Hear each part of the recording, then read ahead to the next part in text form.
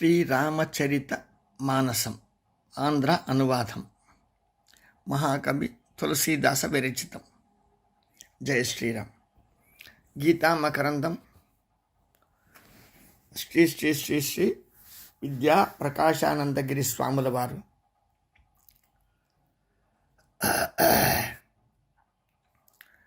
బ్రహ్మజ్ఞాని మహాగురుదేవులు. తులసీదాసు సాక్షాత్ హనుమద్ దివ్య రూపమే. ఈ గ్రంథావలోకనం మీకు ఎందుకంటే, మనిషి బ్రతకాలి అంటే ఆయస్సు కావాలి, ఆయస్సు కావాలి అంటే ఆరోగ్యం ఉండాలి, ఆరోగ్యం ఉండాలి అంటే అది మనం మీకు నిద్ర ఆహారంలో సమయ పాలన ఉండాలి. అంటే మీరు తినింది జీర్ణం కావాలి, ఆ సమయానికి తిండి మంచి తిండి దొరకాలి. దొరికిన తిండి మీరు సమయానికి తింటే అది బాగా మీకు జీర్ణమయ్యి వ్యర్థాల బయట వేసి శక్తి మీ దేహం లోపల నిలువ ఉండాలి. ఇన్సులిన్ పెన్సిలిన్ అనేటువంటి సూదులు పుడుచుకోకుండా ప్రతిరోజు నెత్తిన చేతులు పెట్టుకుని ఇంకెట్లా అని ఆలోచన చేయకుండా గుండెల మీద చేపెట్టుకుని నెమ్మదిగా హాయిగా ఏదో రామ కృష్ణ గోవింద శ్రీహరి నారాయణ అని అనుకుంటూ మనిషి బ్రతకడానికి మనకు కావాల్సింది శ్రీరామచరిత మానసం అనబడేటువంటి ఆంధ్ర అనువాదం గ్రంథం పుస్తకాన్ని చదువుకోవచ్చు. గీతా మకరందం గ్రంథం పుస్తకాన్ని చదువుకోవచ్చు. అన్నీ సర్వేశ్వరుడు చూసుకుంటాడని, నువ్వు గమ్మున కూర్చోకుండా కర్తవ్య పాలన అంటే నీ కంటికి కనిపించేది, నీ చెవుకు వినిపించేది, నీకంటూ ఏదో ఒక పని ఉండనే ఉంటుంది. నువ్వు కల్పించుకునేదేంలో ఈశ్వరుడు కల్పించి పెట్టింటాడు. నువ్వు ఏ ఊర్లో ఉన్నా, ఏ జాతి ఏ భాషలో నువ్వు పుట్టినా, ఏ ప్రాంతంలో ఉండినా, నీకు ఏ వయస్సు అయినా నీకంటూ ఒక పని ఉంటుంది, నీకంటూ ఒక ఇల్లు వాకలి ఉంటుంది, నీకంటూ ఒక ఊరు ఉంటుంది, నీకంటూ ఒక పరివారం ఉంటుంది. గుర్తుపెట్టుకో. సింగిల్గా కోట్లలో ఒకడు ఉండడు, పరోడిగా కోట్లలో ఒకడు ఉండడు.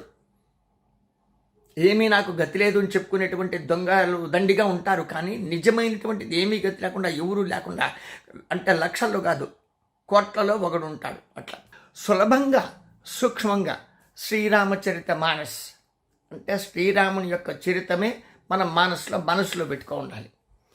అది నిర్మలమైంది. నిర్మలమైనటువంటి మనసు ఉంది అంటే మనకు ఆకలికి ఆహారం దొరుకుతుంది. అది సత్యంగా ధర్మంగా అంటే న్యాయార్జితం, ధర్మార్జితం, స్వయార్జితం, స్వయార్జితం. అట్లా గీతా మకరందం అంటే భగవద్గీత యొక్క సారాంశాన్ని బాగా పులుసు పిండి ప్రతిమనం మీకు ముద్దలు గోరు ముద్దలు తినిపించినట్టు గీతా మకరంద సారం. అండర్లైన్ చేసుకోండి. సర్వధర్మాన్ పరిత్యజ్య మామేకం శరణం వ్రజ అహం త్వా సర్వపాపేభ్యో మోక్షయిష్యామి చ మా శుచః.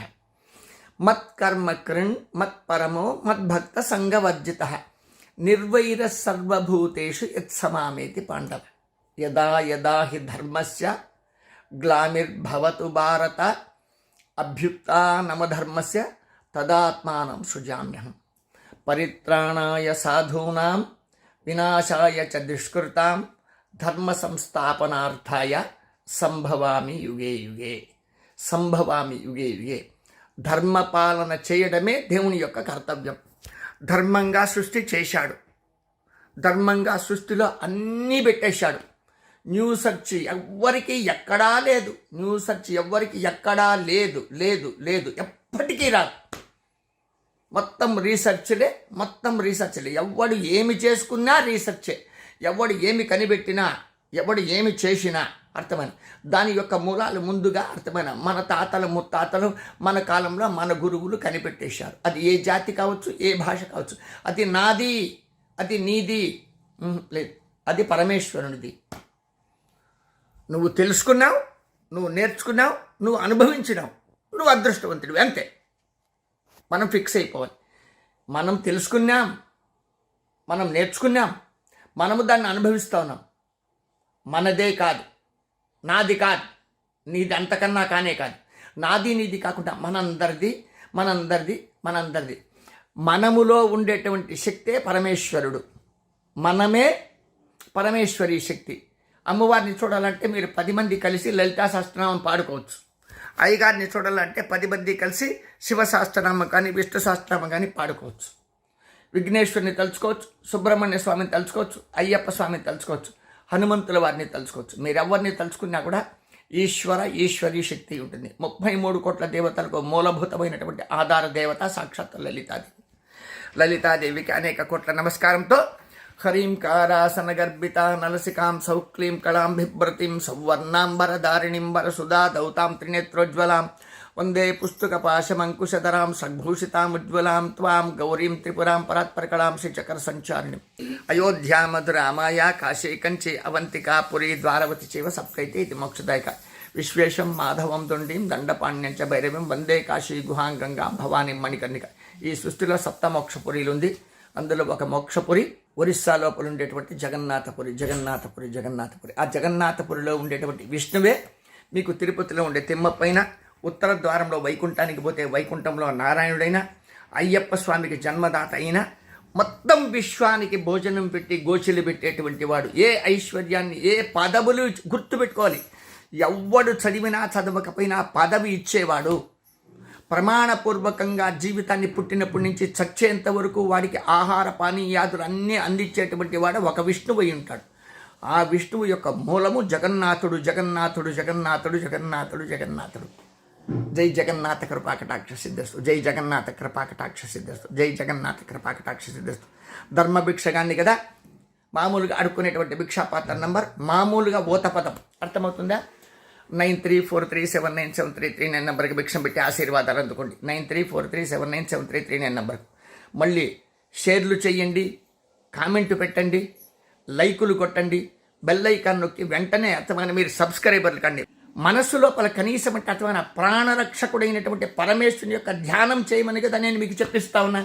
మానము, మర్యాద, ప్రాణము, శక్తి, జన్మ సాధన ఇవి సామాన్యంగా మాటల్లో కూడా దొరకవు. ఏ గ్రంథాలయాల్లో పుస్తకాలయాల్లో దొరకవు. పరమేశ్వరుని కృపతో మాత్రమే, గురువుల యొక్క ఉపదేశంతో మాత్రమే దొరుకుతుంది. అట్టి ఉపదేశాలు మేమెంతో కష్టపడి చాలా సులభంగా మీకు ఈజీగా పంచామృతాలు తిని తాపిస్తూ ఉంటే అర్థమన అనుభవించలేరా మీరు? అంటే అడుక్కుంటే కూడా మీరు నాకు షేర్లు లైకులు ఇవ్వలేరా? కానీ ఇస్తూ ఉన్నారు. తక్కువ, ఆ రేంజ్ చాలదు. ఎందుకంటే మీరు ఇచ్చేటువంటి యొక్క శక్తియే నాకు స్ఫూర్తి, నాకు ఒక తరహా మనశ్శాంతి. పూర్వానికి ఎవరో మహాస్వామి చెప్తాడు, ఏమీ లేని ఏకాకి కంచి గరుడ సేవ నాకెందుకయ్యాని. ఏకాకి కంచి గరుడ సేవ నాకెందుకని. కంచిలో గరుడ సేవ చేస్తే అంత సులభమైంది కాదు సుమా. అసలు కంచి మహామోక్షపురి. తమిళనాడు వేలూరు దగ్గరగా ఉంటుంది కంచి. అంటే ఆంధ్ర రాష్ట్రానికి కర్ణాటక రాష్ట్రానికి 3D యాంగిల్లో ఉంటుంది అన్నమాట కంచి. ఆ కంచి మోక్ష కంచి వరదరాజ కంచి. హరహర మహాదేవ శంభో కాశీ విశాంగ. రోజు నేను విచారాలు విడమర్చి చెప్తూ ఉంటాను. అంటే దీనికి ముఖ్యమేం చేయాలి? మీరు నా లైకులకు భిక్షం పెట్టండి, షేర్లు భిక్షం పెట్టండి, కామెంట్లనే భిక్షం పెట్టండి, పైసలనే పైకం కూడా భిక్షంగా పెట్టండి. మీకు ఏది తోస్తే అది చేయండి. ఏమీ గతి లేదా? హరహర మహాదేవ శంభో కాశీ విశ్వనాథ గంగ. ఇట్లానే ఉంటుంది. ఎందుకంటే నా యొక్క శ్రమ వృధాగా పోరాదు. నా తపశక్తి అందరికీ కూడా ఉపయోగం కావాలి. సముద్రంలో ఉప్పు, అడవిలో నెల్లికాయ చెట్లో నెల్లికాయ, ఆ రెండు కలిస్తే అర్థమైన నల్లికాయ పచ్చడి ఎట్లా అవుతుందో ఆమలకం మహాశక్తి కలిగింది, ఐశ్వర్యం కలిగింది అంటే మహాలక్ష్మి కృప ఉంటుంది అన్నమాట. ఆమలకం అంటే నల్లికాయ దానం ఇచ్చినా దానం పుచ్చుకున్నా నల్లికాయ ఎప్పుడు ఏ వేళలో తిన్నా మీకు ఆరోగ్యం బాగుంటుంది. అట్లా సుధాకర్ స్వామీజీ మాటలు అర్ధరాత్రిలో విన్నా ఊరికే అంటే లీలగా తలుచుకుంటే కూడా సుధాకర్ స్వామి యొక్క ఆ ముఖ లక్షణాన్ని, ఆ కండను ఒక్కసారి తేరిపార చూస్తే, ఆ మాటలు ఒక్కసారి కన్నా చెవులో వేసుకుంటే అది జన్మ మృత్యు జరారోగాలను తరిమేస్తుంది.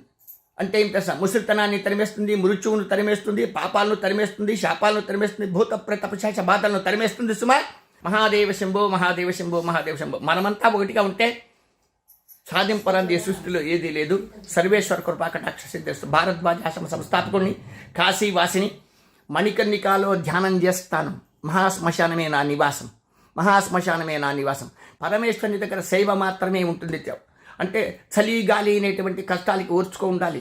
పరమేశ్వరుని ప్రేమ ఉండాలి. అర్హర్ మహాదేవ్ శుభం భూయాత్.